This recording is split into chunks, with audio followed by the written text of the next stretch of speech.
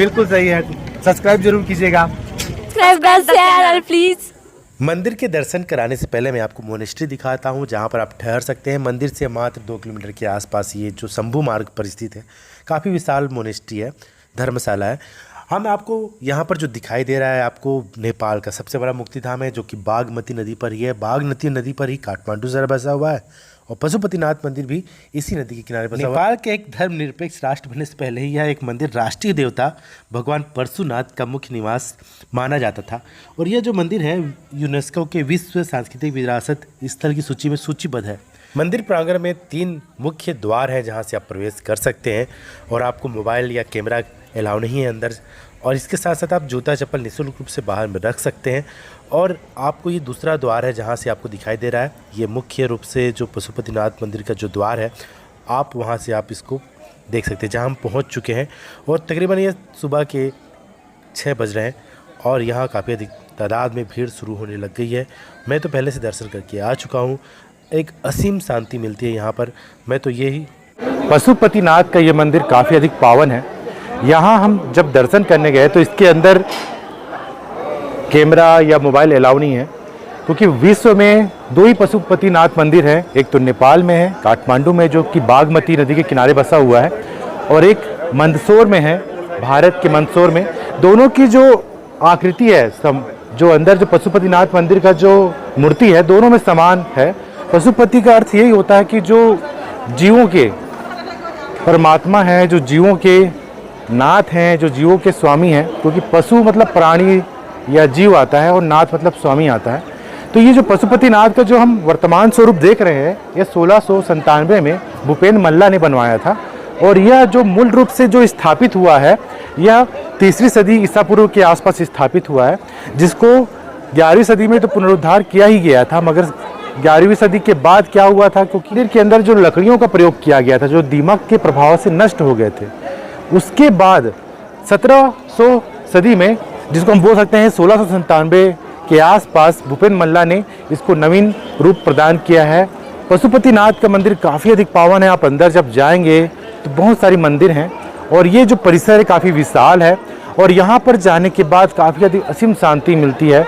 आप जब अंदर जाएंगे तो मैंने एक अनुभव किया, वहाँ पर असीम शांति थी।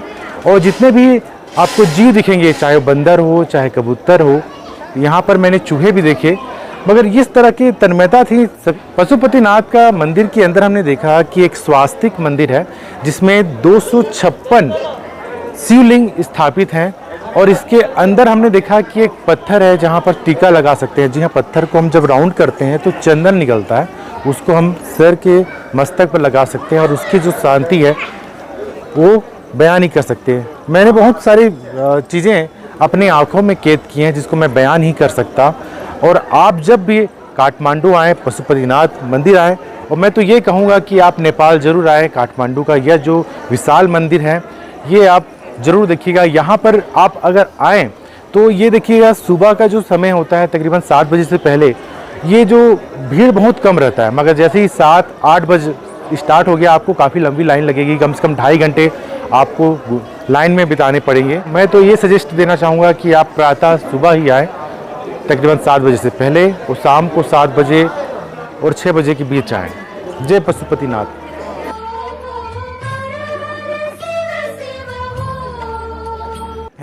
प्रदीप, कहाँ से आप आए होंगे? जापा। जी हाँ, मैं छत्तीसगढ़ के चांपा से आया हूँ। आप जापा से हो। कि हर साल कम से कम इनका जो प्लानिंग होता है, कम से कम 30-40 बार तो हो ही जाता है लग रहा है। और कुछ भी पावन अवसर पर ही जरूर आते हैं।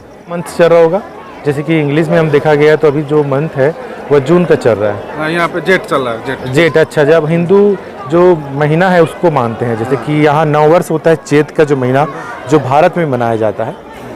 और अभी ज्येष्ठ चल रहा है, यहाँ बरसात है, अभी हल्की बारिश हुई थी यहाँ पर।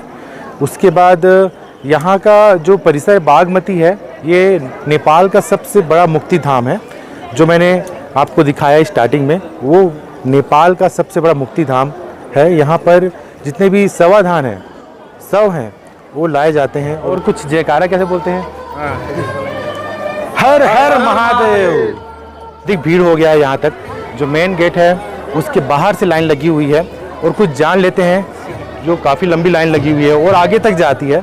कम से कम इनको दर्शन करने में 3 घंटे लग ही जाएंगे। और जब मॉर्निंग में जब मैं आया था तो मुझे भीड़ ही नहीं था, मुझे मात्र 10 मिनट लगे थे। अरे आपका नाम क्या है? डोलू नाम है। कहाँ से आए हैं? गुलाबो से आए हैं। अरे वाह।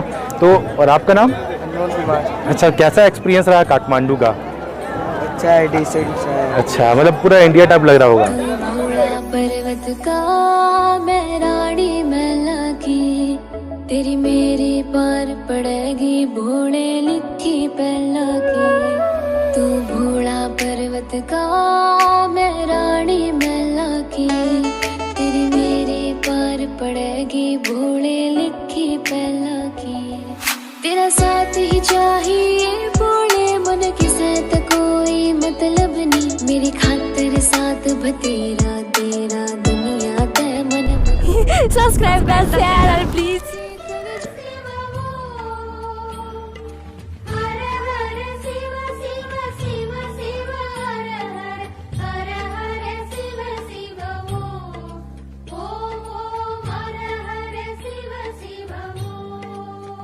आपको यहाँ पर जो महास्नान घर दिखाई दे रहा है, इसके अंदर एक कुआं हुआ करता था और है भी, अभी लॉक है वो, और ये श्रद्धालुओं के लिए नहीं खुला है।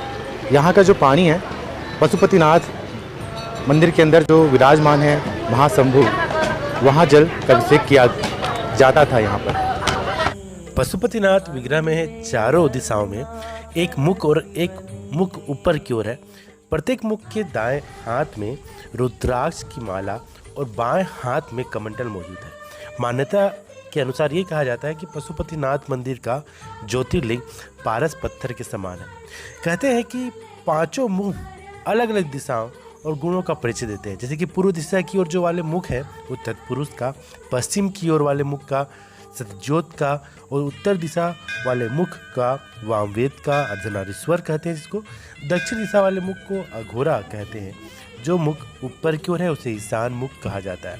इस मंदिर में भगवान शिव की मूर्ति एक पहुंचने के 4 दरवाजे बने हुए हैं। वे दरवाजे चांदी के हैं और पश्चिम द्वार की ठीक सामने शिव जी के बेल नंदी की विशाल प्रतिमा है, जिसका आप दृश्य देखे होंगे जब मेन गेट के पास था, जिसका जो निर्माण है पीतल से किया गया है। और इस परिसर में वैष्णव और शैव परंपरा के कई मंदिर प्रतिमाएं हैं। पशुपतिनाथ मंदिर को शिव के 12 ज्योतिर्लिंग से एक माना जाता है। केदारनाथ मंदिर का आधा भाग माना जाता है। को यहाँ पर शालिग्राम दिख रहा है, ये पूरी तरह से ओरिजिनल है। और ये जो आर्टिफिशियल है जो हम खासकर इंडिया में मिलता है, ये जो है 700 रुपये नेपाली रुपीज़ में है। ये पर आप जब दर्शन करने जाएं तो कुछ चीज़ें आप खरीद सकते हैं यहाँ पर।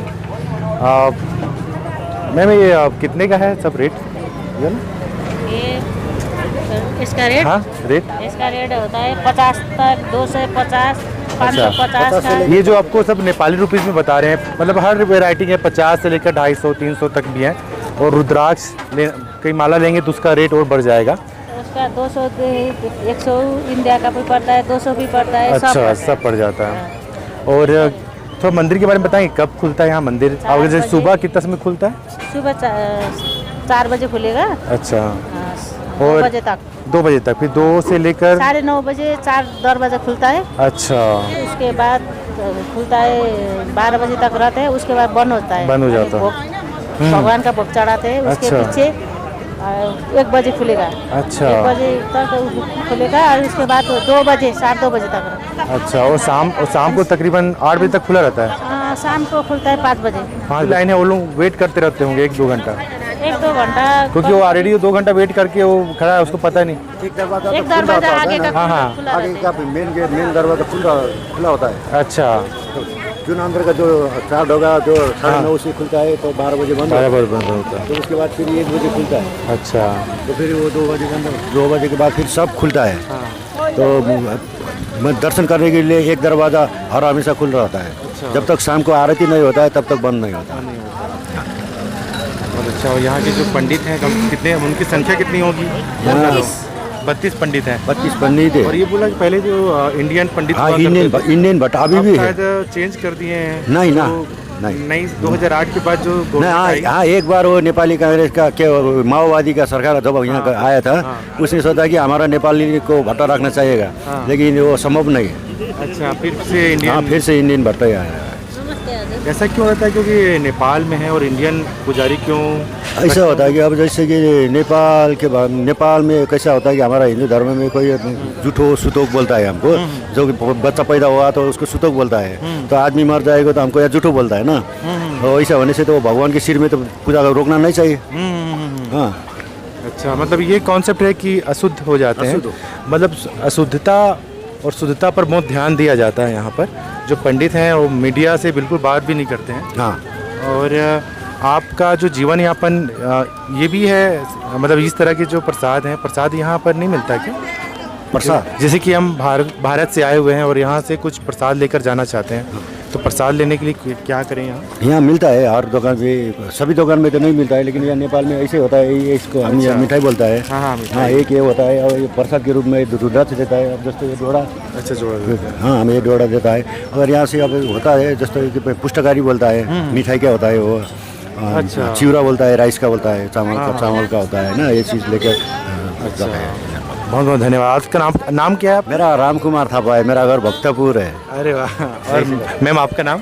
मेरा नाम हेमा कुमारी तामाङ। अच्छा, मतलब ये जो सरनेम है तामा, जैसे कि आप मेरा ये बहुत जाति भाषा ही होता है ना, तो वो एक भाषी का है और मैं एक भाषी का हूँ, लेकिन हम ये तो नेपाली ने है ना, ये नेपाली भाषा हम सबको, लेकिन कैसा होता है कि जैसे कि जाति में हमारा देश में बहुत जाति है। हाँ, लेकिन उसका एक भाषा होता है, तामाङ भाषा होता है, मैं क्षेत्रीय हूँ, मेरा नेपाली भाषा होता है। अब कोई तराई में इंडियन भाषा भी बोलता है, मैथिली भाषा भी बोलता है, हिंदी भाषा भी बोलता है, और न्यावरी भी है कि काठमाडौँ है, जो ये काठमाडौँ में न्यावर से पैदा हुआ है, यहाँ न्यावरी भाषा, न्यावर का जनघनत्व भी ज़्यादा है। एक नेपाली भी, अब जस्तो बाहुन भी संस्कृत तो नहीं बोलते हैं ना, वो नेपाली ही बोलता है, और न्यावर भी या न्यावरी बोलता है। बहुत अच्छा लगा आप लोगों से मिलकर, थैंक यू।